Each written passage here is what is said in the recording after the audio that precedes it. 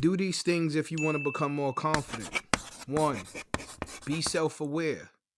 Make sure you analyze the things you do to see if you get the results when you do them. Be self-aware. Pay attention to everything you do. Paying attention is free, right? You got to look at the things you do on a day-to-day basis to see if it aligns with your overall goals and where you're trying to go. Once you're able to analyze and understand the things you do and if you like the outcome or you like how they look or they feel for you, no one else could point a finger and tell you what you're not because you already were self-aware. You already vested in your behavior, your attitude, your physical attributes, things of that nature. No one can tell you what you're not when you're self-aware and you're paying attention to the things you do and you already know how they look. You put in so much work, you know the outcome you're going to get. Another thing, work on your health, man. Your mental health and your physical health. Working on your mental health, solitude is okay.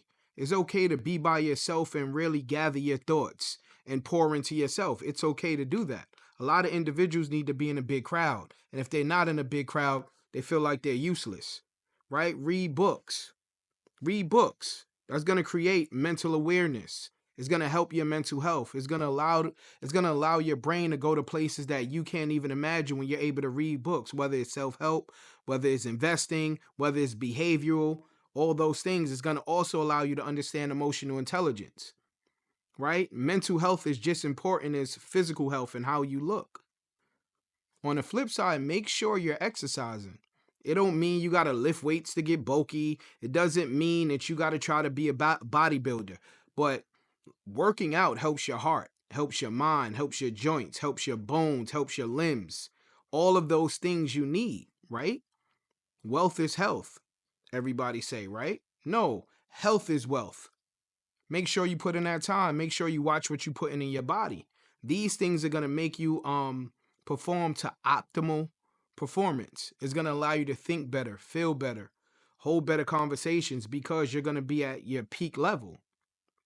Lastly, if you want to be confident, understand how to listen.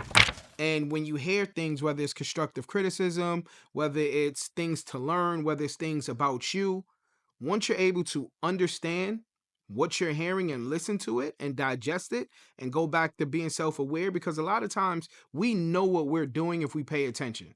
Paying attention is free, and a lot of individuals lack that, right? So being able to listen, you're able to listen to learn. And when you're listening, don't get emotional. We're going to always hear things we don't want to hear just as much as we're going to hear people that praise us, right? So remember, in order to be confident, you got to take care of yourself first. You got to pour into yourself first. You got to be aware of everything you do. You got to be able to pay attention. Paying attention is free. Take care of your mental health and your physical health and your emotional health. And lastly, be able to listen. And hopefully, if you listen enough, you're going to be able to communicate better because you're able to digest what the individuals are providing to you, right? Confidence is easy once you have it, but when you don't have it, it can feel like it's something extremely difficult, right? And it's a huge difference between confidence and ego, confidence and being vain. You can tell yourself you that person all you want, but you know deep down inside if you put in that work in. Be the person who's practicing and working on things when everyone's not looking. Therefore, when it's time to show up, you already put in the reps, right? What you put into your body is going to show in a byproduct and a result of how people view you and how you view yourself.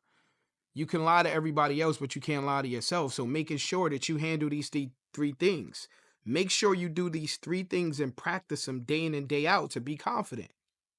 Remember, be self-aware. Within self-awareness, you're going to learn emotional intelligence. Within solitude, you're going to know what makes you tick. You're going to understand your shortfalls and the things you're extremely good at, and you can work on that. Therefore, when you're presenting your best you to everyone else, you already worked on things that you know was a shortfall because you're self-aware of your shortcomings or things that you don't know or things that you want to get better at. Secondly, work on your emotional, your physical, and spiritual health, right? Mental health. Make sure you know what makes you tick. You put yourself in a bad situation, it's going to constantly chew you up and it's going to mess with your mental health. Avoid being around individuals that's negative. If you're around individuals that's negative too much, you then become negative as well, right? Exercise. Make sure you get some type of walking, sun, push-ups, dips, sit-ups, some type of physical resistance workout, right? Because you don't want to be the person that mentally you feel good, but physically you don't.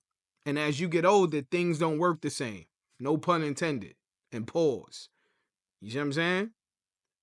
Mental health, emotional health, physical health. Now, emotionally, understand emotionally intelligence. If you don't know what that is, make sure you go read on it. Educate yourself on that.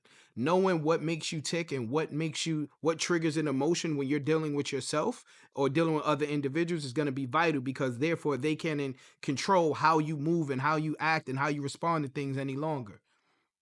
Lastly, make sure you are able to listen, and you listen to learn and understand and not listen to rebuttal. If you listen to rebuttal, you're never going to get the full scope of the conversation. And in order to hold the dialogue, one person has to be speaking while the other one listens, and vice versa. If you both speaking at the same time, how can you efficiently learn? You can't. Work on some of these tips, right? It's tough for a lot of us. But if you work on it, you're going to be a lot further along than you think. And practicing these things. Solitude is not bad. Being by yourself is not bad. You don't always need to be around someone.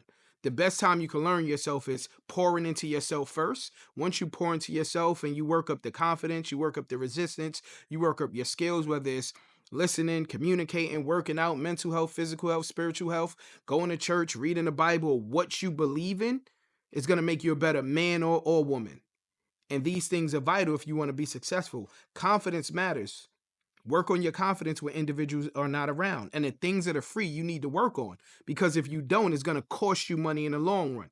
Just want to jump on this Saturday, just give you guys 3 tips that I learned of becoming confident. It's a lot more. Some of you guys are going to have different things that help you become confident. Make sure you chime below and list those things that make you confident. And let's work together, stick together, and get better together. I'm up out of here. 1.